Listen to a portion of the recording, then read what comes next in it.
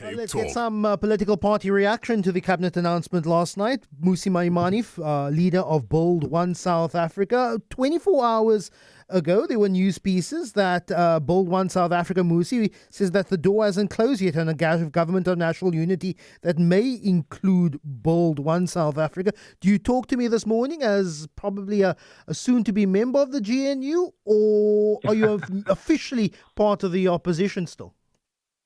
Good morning, and good morning to fellow South Africans. I mean, certainly we've been very clear that talking to people has never hurt, and ultimately we wanted to engage the ANC constructively, and we've always wanted to build that constructive opposition. And I made it very clear that we'd call the president for a national dialogue and a convention to which, as things have turned out, he has chosen. You're a sports fanatic, so I can appreciate, you would appreciate this analogy that says that he's effectively chosen a national team, unclear which tournament they're playing, who are the defenders, who are the strikers, but heck, we've got a team to go. So it feels like the triumph in this instance is actually the ANC to be able to lose an election and get 40% and manage still with the same number of cabinet effectively. And an increase in that executive tells me that how actually political parties have been outsmarted by President Cyril Ramaphosa, and he's achieved the stability of the ANC rather than, in fact, the stability of the country, if you think about the absence of a plan and what it will deliver.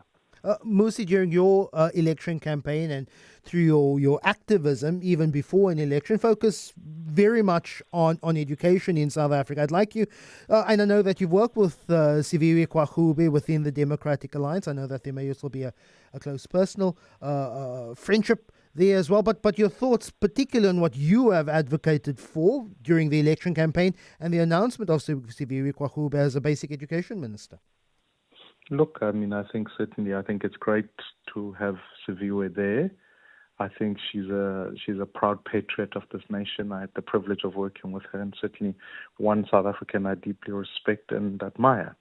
She's in with a very difficult job, and we've advocated for an increase from 30 to 50%. Let's ensure that early childhood development actually works so that kids start school and finish school, and let's hold teachers accountable. So I certainly look forward to holding her accountable to those things and fighting that we skill this economy so that more and more people can, in fact, participate in an economy, because we know for a fact 90% of of South Africans who are unemployed happen to not have a matric, which tells you that the first indicator to unemployment is school dropout. And if it's sitting at 40% nationally, this is an indicator of the crisis that we ought to be attending to. Mmusi Maimane, leader of Bold One South Africa. Let me go to Leigh-Ann Mathys now, EFF spokesperson. Also the EFF writing to the president at the weekend saying that the door would still be open to the EFF's involvement in a GNU. You've come with proposals which you said at the time, or Marshall Dlamini, your Secretary General, would have to exclude the Democratic Alliance and the Freedom Front Plus, now occupying seven cabinet positions, all in all, those two political parties. Does that mean that a possible addition to a GNU with the EFF is now completely off the table? Leigh-Ann, good morning.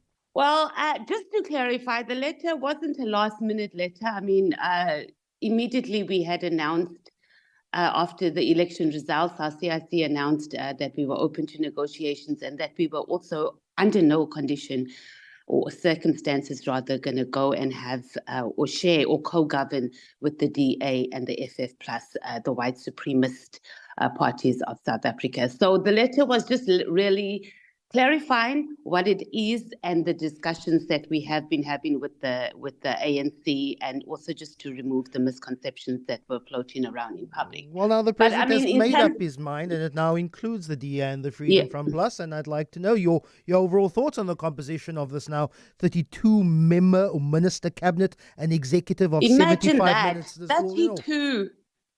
members. It's crazy. I mean, this just confirms, obviously, our long-standing view that the Government of National Unity was just a smokescreen for the ANC to secure this predetermined grand collision with the white supremacist Democratic Alliance.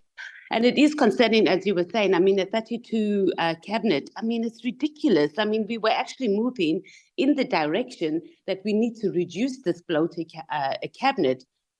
Now it's not just bloated, it's super bloated, and it's obviously going to be a huge pressure on taxpayers. And this is just to accommodate racists and their policies, and they are now in very high positions.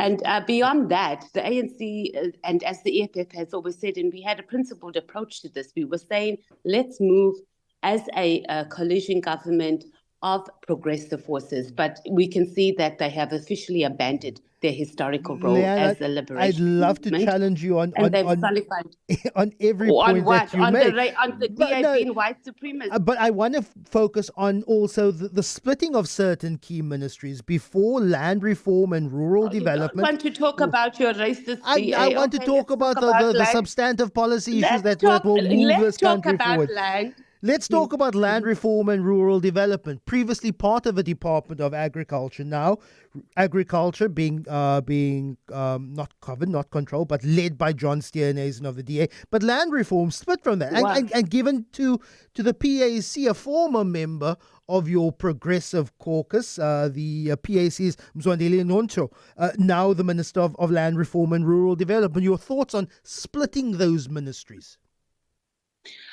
The splitting tells you exactly that there's not going to be any progress in that regard. There's not going to be expropriation of land.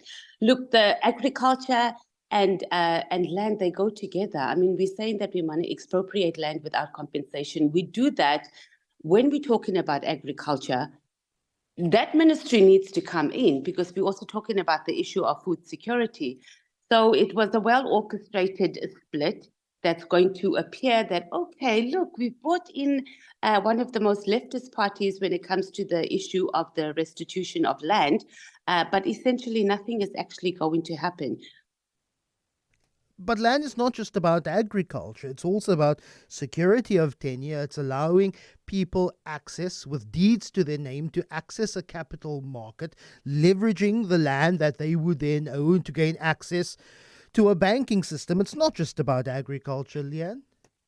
No, it's definitely not. But agriculture plays a huge role of food security here in this country. You would have heard that Helen Zille was busy, I don't know on which podcast, talking about land in KZN and the Eastern Cape that needs to be used for farming. We know for a fact that there is nothing that the DA will ever do that is progressive for Africans here in the country. Their priority is white minorities. And you see it where they govern right there in the Western Cape. They've been doing so for over 10 years now. And there is no development in African communities there. The only development you see is in white minority, leafy suburbs of Cape Town, Camps Bay, Stellenbosch, etc. I would have so to deal that with is you what we are going to on, expect over there. On the facts and the factual reports that also come from a National Department of Agriculture and Land Reform, which had shown that the Western Cape has seen a significant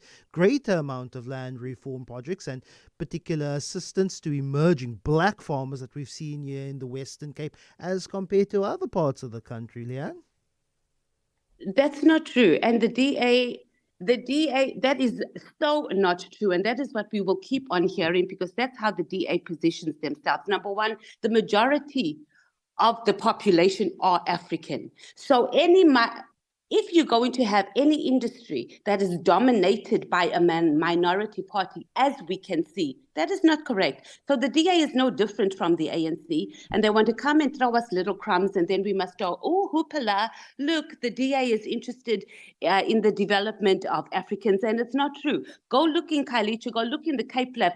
They are there busy heading up the Department of Water and Sanitation. They can't even fix. We have African children going and African Gokos who have never ever seen the fruits of their democracy going to use toilets outside, literally lined up in the street. And you want to tell us that the DA has the interest of African people. Let's not compare them, because I don't see any difference. We've been calling out the ANC for exactly the same thing. What we are saying is that we have brought back white supremacy. Not only are we now going to have to fight for economic freedom in our lifetime, but we are there, and we're going to have to fight for the little political gains that we have made all the way back in the thick of the apartheid. Leigh-Ann Mathys, really appreciate your time, EFF spokesperson.